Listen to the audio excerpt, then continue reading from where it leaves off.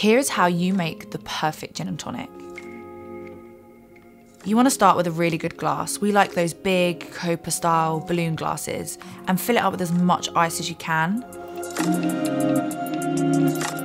Then a 50ml glug of gin, and then your favourite tonic. Use the best quality tonic you can find, and then make sure you pick a garnish that complements it. You can't go wrong with a lime.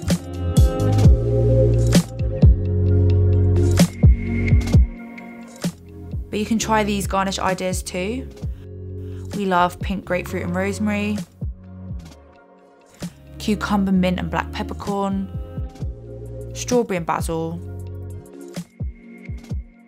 and chilies and lime.